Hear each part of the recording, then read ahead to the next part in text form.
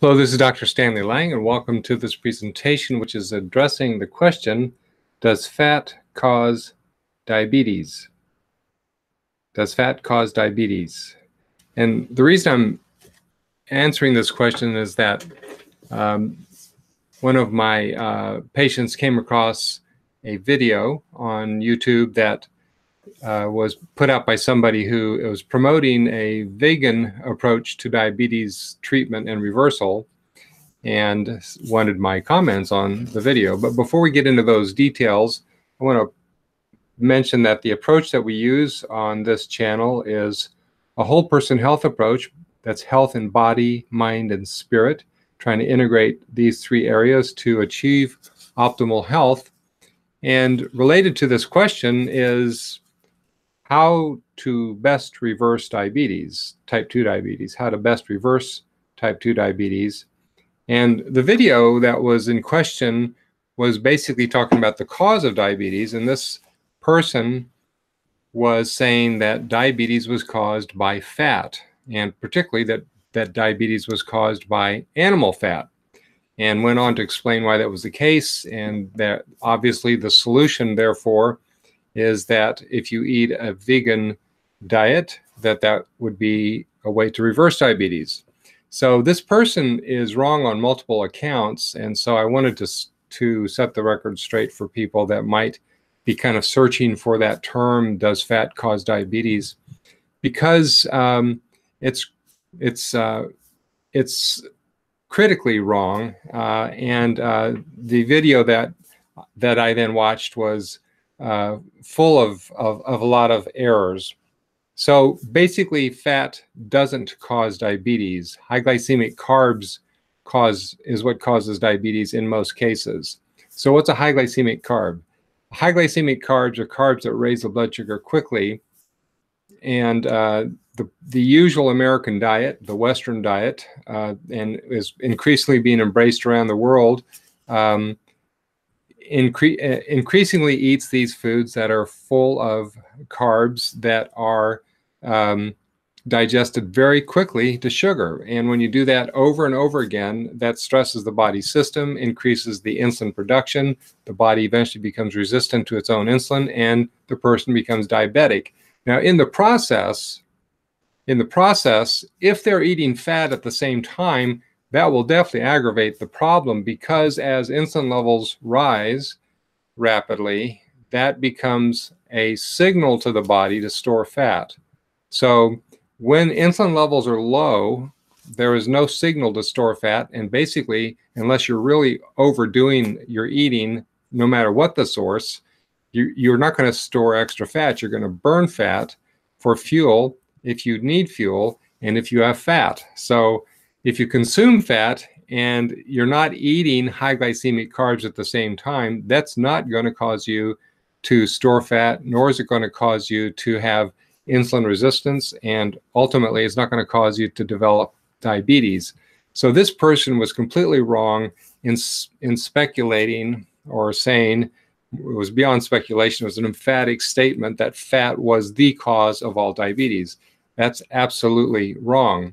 Now, the problem in trying to solve that kind of a question, what causes diabetes, is that, and how to best reverse it, how to best treat it, is that you can get to low glycemic eating from a lot of different angles. You can get to that kind of a place by eating a very complex carbohydrate vegan diet, because the blood sugar generally doesn't rise very rapidly, even if you eat a ton of carbs, if these are carbs that are broken down slowly.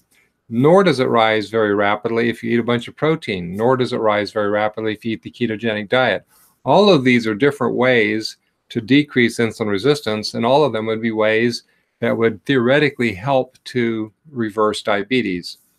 Now, one of the reasons why I wanted to respond to this video is because 30 plus years ago, I taught that you needed to eat this kind of a diet to be healthy, because I had bought into the idea that was being popularized at that time that fat was evil.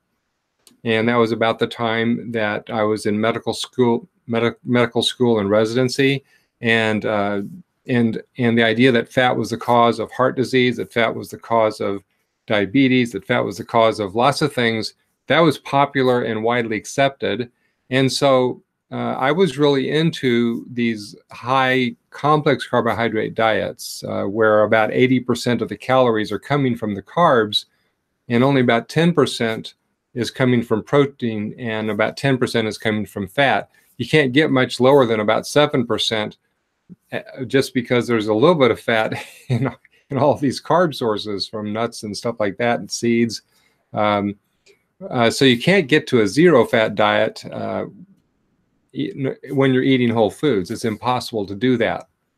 The proponents of that approach have some research behind them, and so it's not like this is an approach that doesn't have a research basis to it. But the problem is this: people won't stick on it. Now there are a few people that follow the McDougall diet or the Ornish diet. These are all very similar, very low-fat diets, but the vast majority of people just won't stick with it. Well, the vast majority of people just won't even start it. But those that start it won't stick with it, because I tried for about 5 years to bring that kind of a diet to my patients, and they just simply won't stick with it. Well, even if you have the truth or a truth or something that works, but nobody will follow it, what good does that do? Well, it does no good, obviously. So I came up with an alternative strategy, which I call the modified plate, which includes a healthy amount of protein and fat, but also vegetables and fruit, but avoids the high glycemic carbs. What are the high glycemic carbs? Those are basically the grains, potatoes, rice, and sugar. And in that setting, 100% of people who follow that lose weight. And almost everybody who's diabetic can reverse their diabetes unless they've been diabetic for many years and they're on a whole bunch of medicine. But most people who have type 2 diabetes can reverse their diabetes following that dietary strategy. Now, there's obviously some nuances to it, but that's the overview. And more importantly is this: people can follow it and they stick with it for many years. The average Joe, not somebody that is way off on the end of the spectrum, that's willing to follow the most difficult diet to regain their health. Most people just aren't willing to do that. They'd rather die, and they do, following an unhealthy diet than give up all the stuff that they like. So moving to something that works just as well in terms of reversing diabetes and can be done by the average person has been my goal, and something that we've been doing personally for many years. So fat doesn't cause diabetes. Now, if you eat a lot of fat with high glycemic foods, you're going to gain more fat, and it's going to push you in the direction of diabetes, not because of the fat that was in the diet, but because of the high glycemic carbs. But you will store more fat because you're eating those high glycemic carbs. So the worst of both worlds is to eat high fat and a lot of high glycemic carbs, meaning the sugary bread foods, stuff that's converted quickly to sugar. So I don't advocate that. I advocate eating a balanced fat protein diet, vegetables, fruits, all in balance, and that works. People can be happy with it. They can do a lot of other neat things with it, which are as part of our bigger program. And they don't have to worry about counting calories. They just eat sensibly and listen to their body. So I hope this is helpful information for you. If you'd like more information on this whole concept, I have a free ebook that I'd like to give you, which is called Why Am I Still Fat? So for most people who are kind of struggling with this whole question in the first place, they're dealing with being overweight and not being able to lose the weight. So pick up a copy of this free ebook. The link is below this video, and be happy eating healthy fats. Oh, as a PS, what are healthy fats? What are healthy animal fats? Well, the thing about animal fats is that it all depends on what was the animal eating. So if the animal's been eating a natural diet, a diet that's natural to that species, the fats on that animal are going to be very healthy, and they're going to be healthy for you. If that animal has been force-fed an artificial diet made up by agribusiness to help it gain weight fast, then that fat isn't going to be very healthy and not so healthy for you.